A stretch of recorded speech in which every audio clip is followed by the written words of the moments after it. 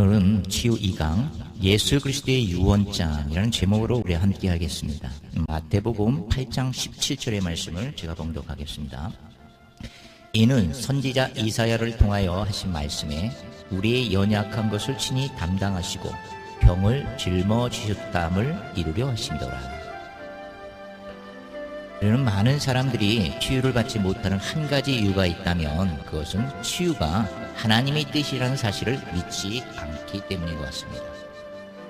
우리는 자주 이런 말들을 합니다. 글쎄, 이 병은 아마도 하나님의 무슨 뜻이 있는 것이 분명해. 아니야, 아마 이 아픔은 어떤 목적이 있을 거야. 우리는 이런 말들을 많이 하기도 하고 듣기도 하죠. 그러나 이것은 아닙니다. 하나님은 우리에게 결코 병과 고통을 가지고 어떤 목적으로 사용하지 않습니다. 하나님은 모두가 건강하게 삶을 사는 것이 하나님의 뜻입니다. 우리는 신약 성경에서 하나님의 뜻이라는 성경 구절을 많이 보게 됩니다. 하나님의 뜻이란 우리가 영어 성경으로 보게 되면 그 하나님의 뜻을 깊은 뜻을 표현하고자 할 때는 보통 The will of God 이렇게 표현되기도 하고요.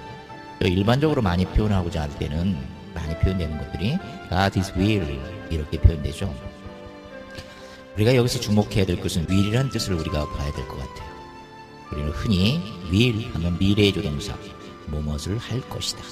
또 명사로 의지, 결심 이런 것들을 우리가 알고 있죠.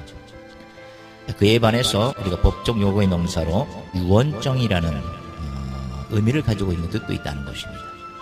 그래서 신약 성경은 하나님의 계획이고 하나님의 목적이며 하나님께서 당신에게 주시고자 하는 모든 것을 기록한 유언장이라고 말할 수 있습니다.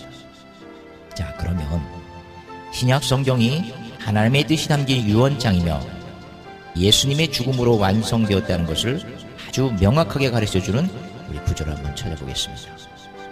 히브리서 9장 15절에서 17절 말씀입니다. 제가 이로 말미암아 그는 예수 그리스도를 얘기하죠. 새 언약의 중보자시니 이는 첫 언약 때에 범한 죄에서 속량하려고 죽으사 부르심을 입은 자로 하여금 영원한 기업의 약속을 얻게 하려 하십니다. 유언은 유언한 자가 죽어야 되나니 유언은 그 사람이 죽은 후에야 유효한즉 유언한 자가 살아있는 동안에는 효력이 없느니라. 이렇게 말씀이 기록하고 있어요. 여기서 유언이라는 단어가 바로 will이라는 영문을 사용했다는 얘기죠.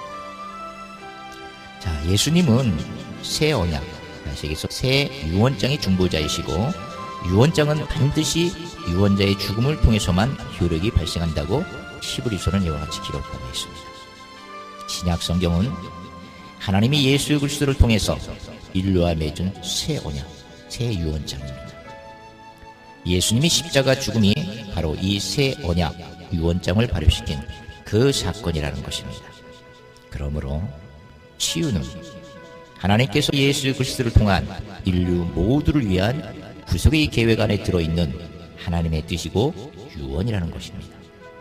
자, 오늘 본문의 그 앞뒤 맥락을 보게 되면 예수님께서 말씀으로 병든 자들과 귀신 들린 자들을 쫓아내시는 것을 통해서 치유가 하나님의 구속의 계획이라는 것을 마태는 기록하고 있습니다.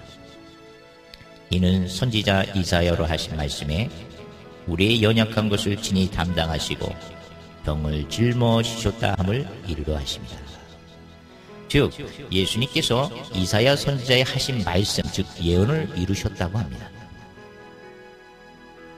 이사야 선지자는 예수님이 이 땅에 오시기 전 바로 700년 전에 이스라엘 백성들에게 예수 그리스도께서 고난과 대속의 죽음을 이사야 53장을 통해서 예언하셨습니다. 이사야 53장 4절은 이렇게 말합니다. 그는 실로 우리의 질고를 지고 우리의 슬픔을 당하였거늘 우리는 생각하기를 그는 징벌을 받아 하나님께 맞으며 고난을 당한다 하였노라. 여기서 그는 예수 그리스도를 얘기하죠. 그는 실로 우리의 질고를 지고 우리의 슬픔을 당하였거늘 이렇게 기록되어 있어요. 여기에 질고와 슬픔을 당시에 사용됐던 히브리어 원어를 보게 되면 질고는 홀리, 뜻은 질병이라는 뜻이라는 얘기죠. 그리고 슬픔, 마코브, 통증을 의미해요. 자, 그러므로 예수 그리스도께서는 우리의 질병을 지고 우리의 통증, 아픔을 대신하였다, 이렇게 표현된 거죠. 그런데 우리는 생각하기를 예수님께서 뭔가 하나님께 징벌을 받는다고 생각한다는 거죠. 베드로전서 2장 24절의 말씀에 보게 되면 친히 나무에 달려 그 몸으로 우리 죄를 담당하셨으니 이는 우리로 죄에 대하여 죽고 의에 대하여 살게 하려 하십니다. 그가 채찍에 맞음으로 너희는 다음을 얻었나니. 베드로전서 2장 24절의 말씀을 통해서 친히 나무에 달려 그 몸으로 우리 죄를 담당하셨으니, 그는 바로 예수 그리스도를 얘기하죠.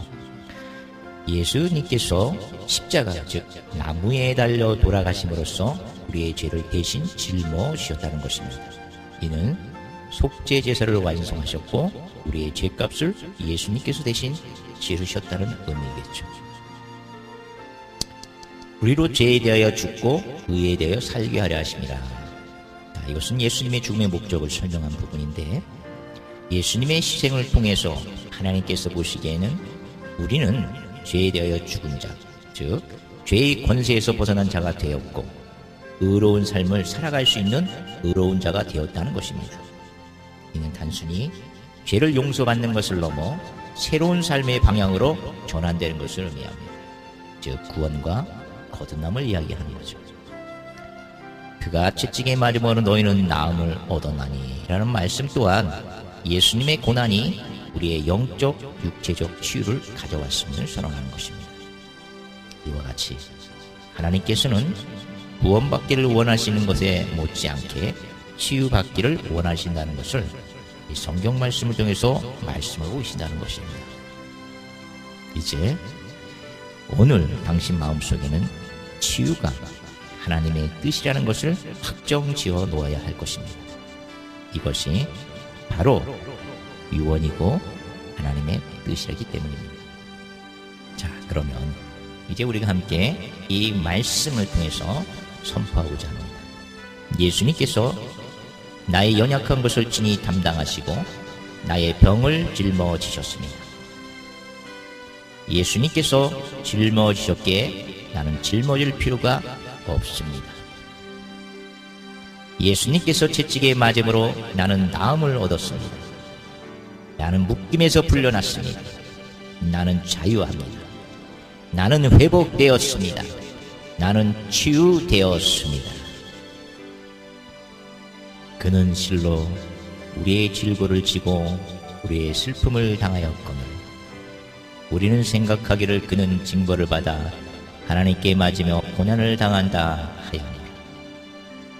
그가 친히 나무에 달려 그 몸으로 우리 죄를 담당하셨으니 이는 우리로 죄에 대하여 죽고 의에 대하여 살게 하려 하십니다. 그가 채찍에 맞음으로 너희는